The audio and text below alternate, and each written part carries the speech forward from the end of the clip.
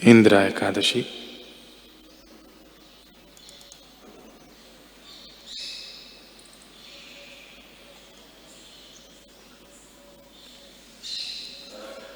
युधिष्ठिर ने पूछा है, मधुसूदन कृपा करके मुझे यह बताइए कि अश्विन के कृष्ण पक्ष में कौन सी एकादशी होती है। भगवान श्री कृष्ण बोले, राजन, अश्विन के कृष्ण पक्ष में इंदिरा नाम की एकादशी होती है। उसके व्रत के प्रभाव से बड़े बड़े पापों का नाश हो जाता है। नीच योनि में पड़े हुए पितरों को भी यह एकादशी सद्गति देने वाली है। राजन, पूर्व काल की बात है। सतयुग में इंद्रसेन नाम से विख्यात एक राजकुमार थे जो महिष्मतीपुरी के राजा होकर धर्म पूर्वक प्रजा का पालन करते थे। उनका यश सब ओर फैल चुका था। राजा इंद्रसेन भगवान विष्णु की भक्ति में तत्पर हो गोविंद के मोक्षदायक नामों का जप करते हुए समय व्यतीत करते थे और विधि पूर्वक अध्यात्म तत्व के चिंतन में संलग्न रहते थे। एक दिन राजा राजसभा में सुखपूर्वक बैठे हुए थे। इतने में ही देवर्षि नारद आकाश से उतरकर वहां आ पहुंचे। उन्हें आया हुआ देख राजा हाथ जोड़कर खड़े हो गए और विधि पूर्वक पूजन करके उन्हें आसन पर बिठाया। इसके बाद वे इस प्रकार बोले, मुनि श्रेष्ठ, आपकी कृपा से मेरी सर्वथा कुशल है। आज आपके दर्शन से मेरी संपूर्ण यज्ञ क्रियाएं सफल हो गईं। देवर्षि, अपने आगमन का कारण बताकर मुझ पर कृपा करें। नारद जी ने कहा, नृपश्रेष्ठ सुनो, मेरी बात तुम्हें आश्चर्य में डालने वाली है। मैं ब्रह्मलोक से ही यमलोक में गया था।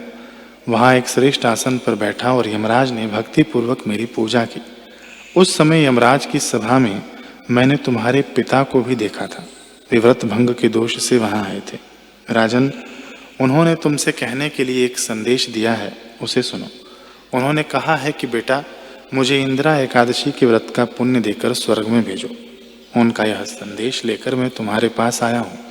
राजन, अपने पिता को स्वर्गलोक की प्राप्ति कराने के लिए इंदिरा एकादशी का व्रत करो।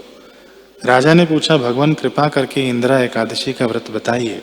किस पक्ष में, किस तिथि को और किस विधि से यह व्रत करना चाहिए। नारद जी ने कहा, राजेंद्र सुनो, मैं तुम्हें इस व्रत की शुभ कारक विधि बतलाता हूँ।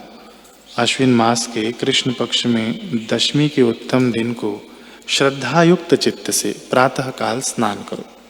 फिर मध्याह्न काल में स्नान करके एकाग्रचित्त हो एक समय भोजन करो तथा रात्रि में भूमि पर सो। रात्रि के अंत में निर्मल प्रभात होने पर एकादशी के दिन दातुन करके मुंह धो। इसके बाद भक्ति भाव से निम्नांकित मंत्र पढ़ते हुए उपवास का नियम ग्रहण करो। अद्य स्थित्वा निराहारः सर्वभोग विवर्जितः शोभोक्षये पुंडरीकाक्ष शरणम में भवाच्युत।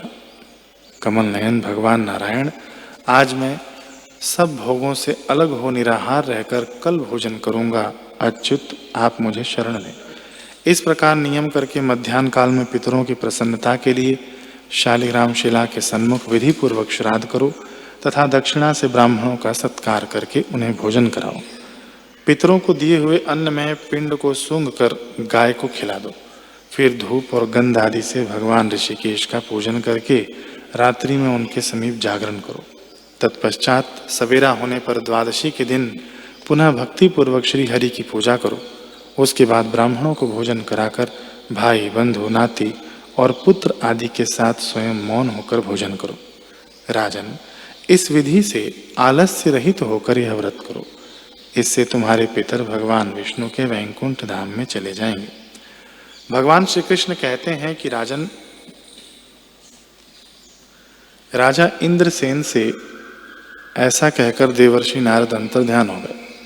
राजा ने उनकी बताई हुई विधि से अंतःपुर की रानियों, पुत्रों और भृत्यों सहित उस उत्तम व्रत का अनुष्ठान किया। कुंती नंदन, व्रत पूर्ण होने पर आकाश से फूलों की वर्षा होने लगी। इंद्रसेन के पिता गरुड़ पर आरूढ़ होकर विष्णु धाम को चले गए और राजर्षि इंद्रसेन भी निष्कंटक राज्य का उपभोग करके अपने पुत्र को राज सिंहासन पर बिठाकर स्वयं स्वर्गलोक को चले गए।